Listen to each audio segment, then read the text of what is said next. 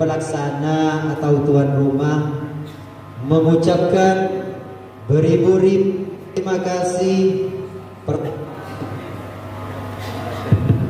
kepada Bapak Insinyur Haji Nur Yasin dan kepada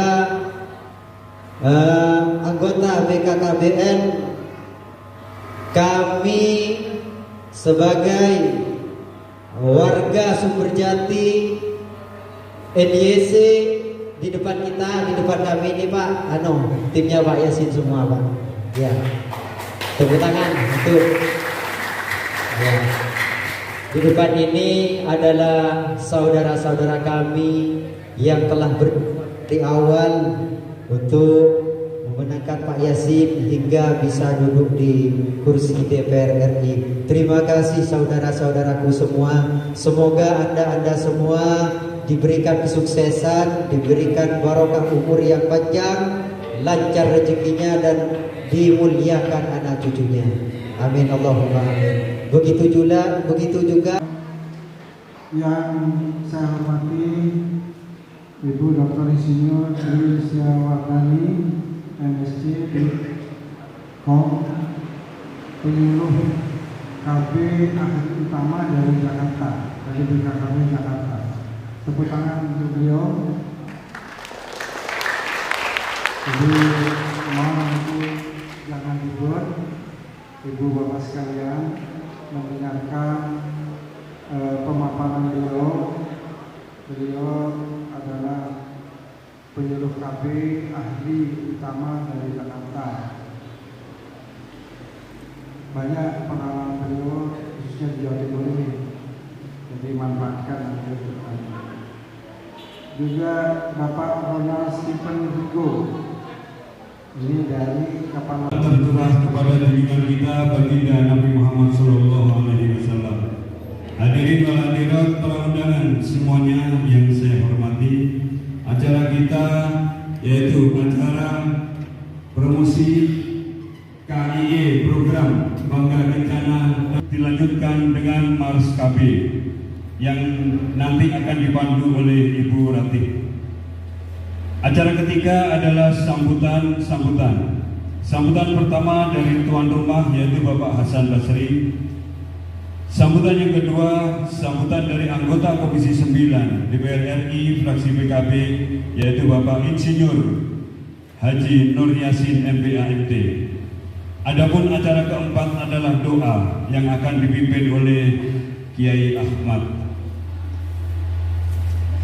Hadirin yang saya hormati, selanjutnya adalah acara sepenuhnya nanti akan. Assalamualaikum warahmatullahi wabarakatuh. Salam sejahtera untuk kita semua dan pemirsa TVRI Jawa Timur dimanapun Anda berada dan seluruh hadirin yang sudah hadir dalam gedung KPRI Karya Bakti Kecamatan Silo, Kabupaten Jember.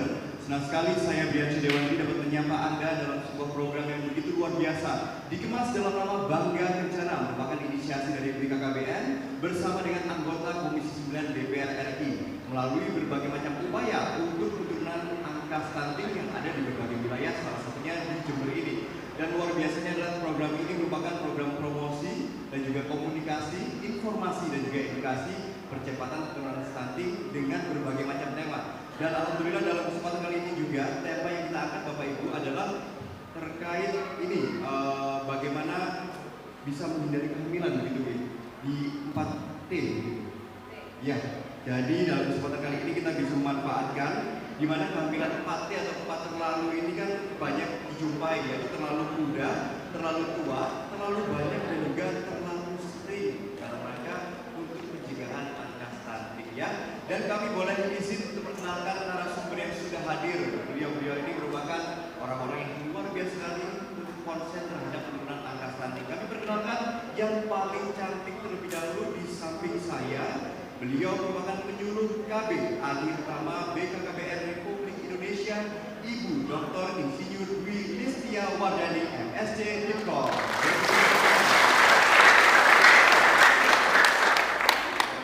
Dan yang sudah kita kenal bersama, yang kami hormati, beliau merupakan anggota Komisi 9 DPR RI, Insinyur Haji Nur Yasin, MBA, MD.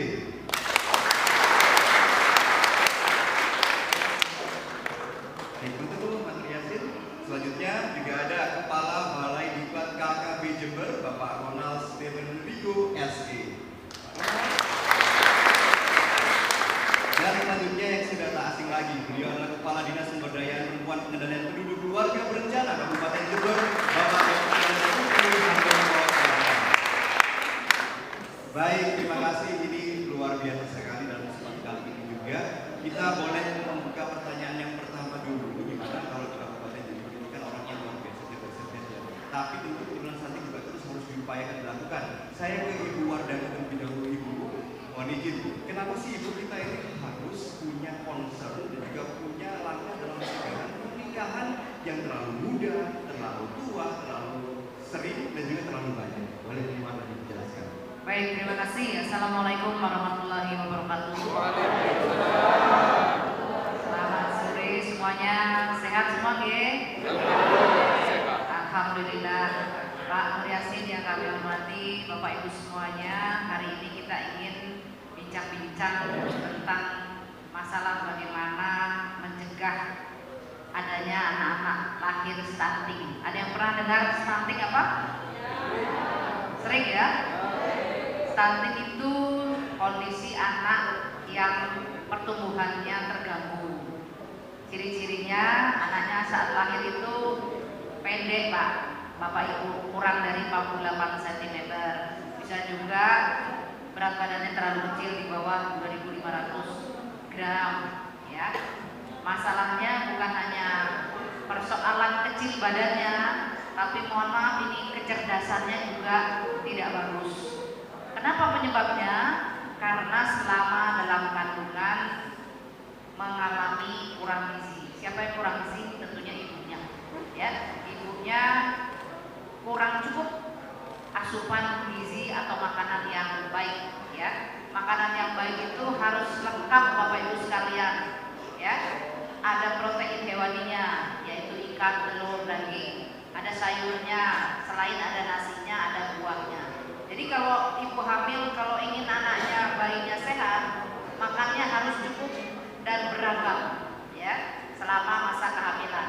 Begitu juga setelah lahir, anaknya menyusui selama 6 bulan, tidak boleh dicampur, terus menyusui sampai dengan 2 tahun. Nah, ibu juga harus mendapatkan asupan gizi yang cukup. Jadi mohon izin, ini mungkin harus ada perhatian khusus supaya ibu mendapatkan gizi yang bagus. Anaknya juga harus mendapatkan gizi yang bagus. Kalau perlu bapaknya mengalah dulu, kalau misalnya punya anak wanita, ya, perhatikan dulu ibu-ibunya, ya. Nah, ini untuk supaya kita lahir anak-anak yang cerdas dan tidak sakit-sakitan, ya. Kemudian supaya tidak jadi stunting, ada juga rumusnya tadi Mas Brian menyampaikan, hindari 4 terlalu. 4T, hindari 4 terlalu, ya. Ini kaitannya dengan kehamilan sebetulnya, ya. Jangan hamil di usia terlalu muda. Untuk perempuan, yang hamil kan perempuan, ya. Jangan terlalu muda. Usia berapa minimal? Usia berapa, Bu? 12? 21, Pak. 21 loh, Pak. Ya, 21 baru boleh hamil. Oleh karena itu sebaiknya anak-anak perempuan kita ini selesaikan dulu sekolahnya, sekolah SLTA-nya, pesantrennya selesaikan sampai ke tingkat SLTA, ya. Sudah lulus itu kan usianya sudah paling tidak 19 tahun. Kemudian ada pembekalan untuk persiapan pernikahan, pembekalan untuk bagaimana seorang perempuan, Pak, suaminya juga mandiri secara ekonomi, sehingga di usia 21 tahun perempuan sudah siap. Kalau laki-laki kita mengajukan usia 25 tahun. Ya, contohnya ada kan Rasulullah SAW. Tentang kehidupannya, ya, dengan tadi ada menggunakan KKA, kartu tunggu anak, ya. Di situ kita lihat indikatornya bahwa memang ada bagian-bagian yang tidak bisa terpenuhi, sehingga nanti dia masuk di garis merah mungkin, ya. Ada hijau, ada merah, ada kuning. Nah, Kemudian bagaimana mengatasi mereka? Yang sepengetahuan kami sampai dengan saat ini, anak stunting itu bisa dikejar gizinya, ya. Tetapi harus hati-hati ibu sekalian, karena begitu kita tahu seorang anak kekurangan gizi dan ibu menyatakan stunting, maka diberi gizi yang terlalu berlebihan. Tadi Bu Dani sudah sampaikan juga harus seimbang. Kalau tidak, karena anak ini sudah termasuk golongan stunting, maka daya tumbuh dan kembang anaknya itu sebenarnya sudah terbatas. Ya, ketika diberikan gizi yang berlebihan, maka nanti akan terjadi obesitas seperti itu. Ya, bukan memperbaiki gizi, tapi anak itu nanti jadi anak yang terlalu gemuk, terlalu obesitas, maka akan lebih memperparah gitu ya. Kemudian tadi juga ada disampaikan oleh Mas Febrian juga, mungkin dari ekonomi keluarga ini sudah cukup ya, kemungkinan kekurangan gizi itu mungkin sangat kecil ya. Tetapi perlu diketahui Bapak Ibu sekalian, ada namanya pola asuh ya. Pola asuh ini adalah ketika mungkin seorang yang memiliki ekonomi yang cukup ini karena kerjanya berat ya, bapak ibunya kerja sehingga anaknya dititipkan kepada pembantu rumah tangga. Nah, apa yang terjadi ketika pembantu rumah tangga anak ini menangis di rumah kayak lapar dan lain sebagainya, pembantu rumah tangga ini hanya memberi makanan secukupnya, makanan yang mengenyangkan saja tanpa memperhatikan ada gizi atau tidak. Nah, ini adalah pola asuh yang salah akhirnya, karena itu berlaku sekian lama dan orang tua terlalu sibuk tidak memperhatikan lagi anak-anaknya. Ini yang terjadi adalah pada akhirnya jatuh-jatuhnya anak itu juga akhirnya stunting. Nah, mungkin ini yang bisa kami tambahkan, semoga menjadi perhatian. Kalau bapak ibu sibuk, tetap harus memperhatikan gizi anaknya agar tetap cukup dan tetap bawa di posyandu agar dikukur selalu tumbuh kembang anaknya, ya, mulai dari tinggi badannya, kemudian kemampuan kognitif daripada otaknya, ya, perkembangan otaknya, kemampuannya berpikir dan lain sebagainya. Demikian, terima kasih Mas Dian. Terima kasih Bapak Ronald. Boleh berikan tepuk tangan untuk Pak Ronald ya. Jangan undernutrition atau kekurangan nutrisi untuk putra-putrinya, juga jangan overnutrition, nanti takutnya obesitas justru malah mengalami penyakit-penyakit yang lebih banyak lagi ya. Baik, untuk melengkapi informasi juga ini ada Pak Handoko, mungkin Pak Handoko boleh dilengkapi jawaban-jawaban juga nih. Iya, terima kasih Mas Brian. Saya kira jawabannya sudah cukup lengkap ya, cukup lengkap, tapi saya akan menambahkan bahwa kartu kembang anak ini beda dengan KMS dan kami sudah siapkan itu ada 10.000 lebih. Nanti TPK untuk setiap batita, setiap 1000 hari pertama kehidupan itu harus dipantau dengan kartu kembang anak agar tidak terjadi salah dalam pengasuhan tumbuh kembang anak. Kemudian yang berikutnya, hati-hati Bapak Ibu yang mendengar suara saya, jangan ikut-ikut menjustifikasi stunting. Nanti panjenengan serta-merta pulang dari sini ketemu orang pendek, oh stunting itu. Tidak boleh seperti itu. Nanti jangan-jangan udah tua, udah sepuh dibilang stunting. Nah, dia memang lahirnya seperti itu. Jadi stunting itu yang paling penting ini Bapak Ibu yang saya hormati, yang boleh menjustifikasi, yang boleh menyebutkan, yang boleh memberikan klaim Menjadi suami siaga dan juga sama-sama bersinergi bersama dengan DPR RI dan juga BKKBN. Monggo Pak Noyo. Terima kasih Mas Dian. Jadi stunting ini persoalan kita bersama, persoalan keluarga bersama antara satu dan lain. Oleh karena itu akan jauh lebih baik dan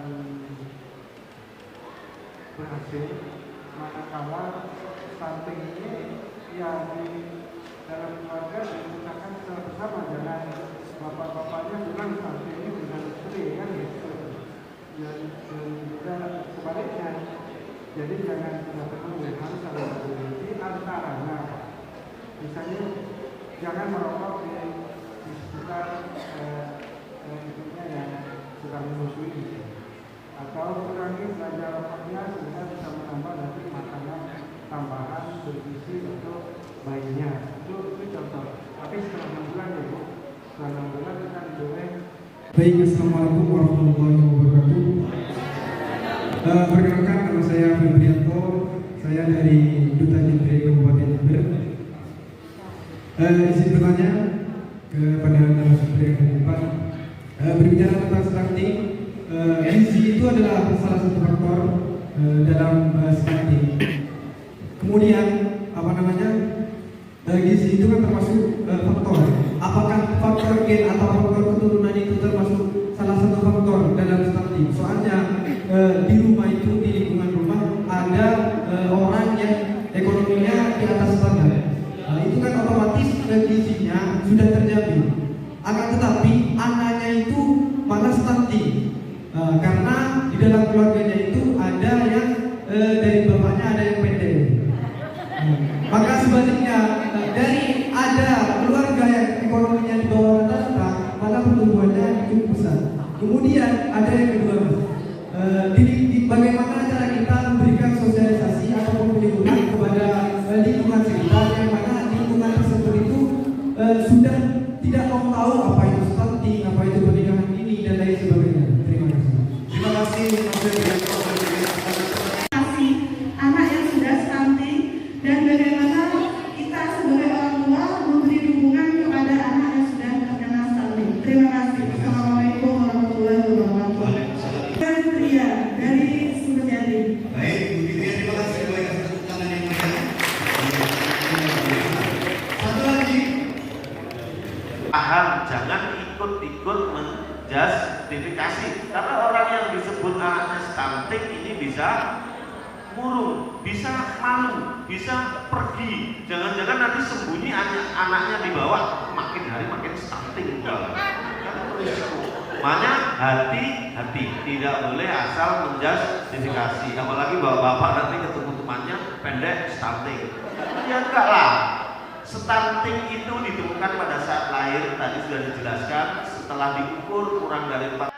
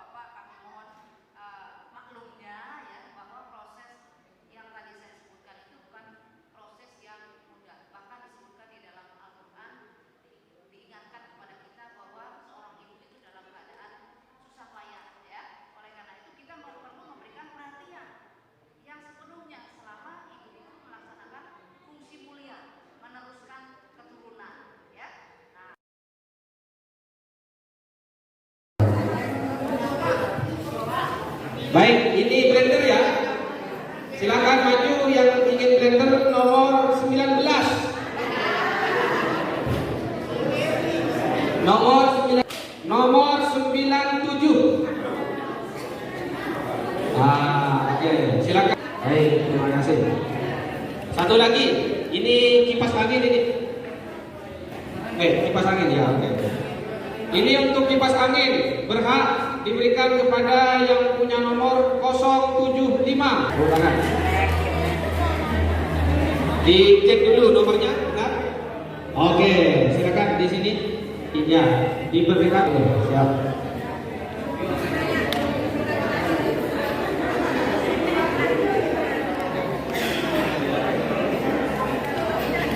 Baik, hadiah ini semuanya persembahan dari Pak Haji Nur Yasin. Tepuk tangan semuanya. Baik, kipas angin Bu. Ini kipas angin, dua-duanya kipas angin. Baik, kipas angin yang pertama diberikan kepada nomor 63. 63. Alhamdulillah, guru saya ini nomor 59. Alhamdulillah dapat kipas angin. Baik, tadinya. Baik, nomor 51. Kipas angin nomor 51. 51. Nyonya tuan rumah. Ya, betul. Monggo kepada Ibu Dani untuk memberikan kipas angin. Tuan rumah dapat kipas angin.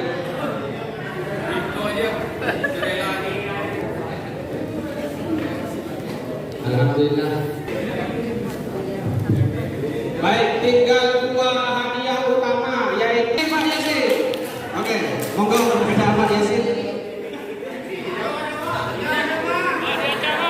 TV ya, TV.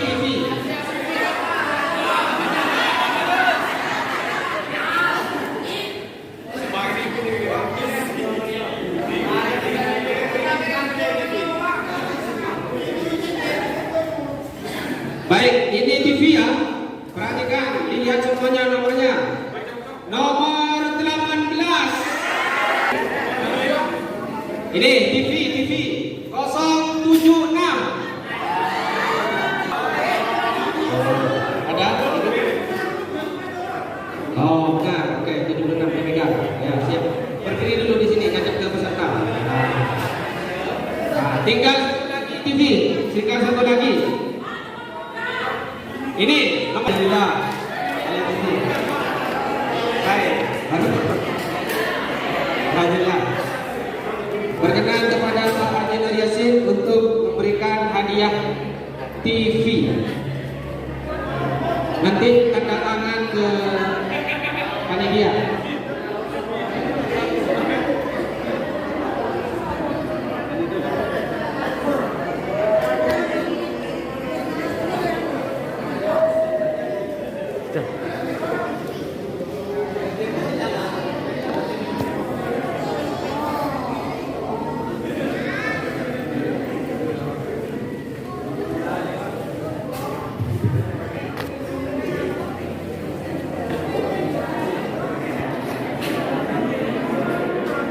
Pak. 1, 2, 3. Pun.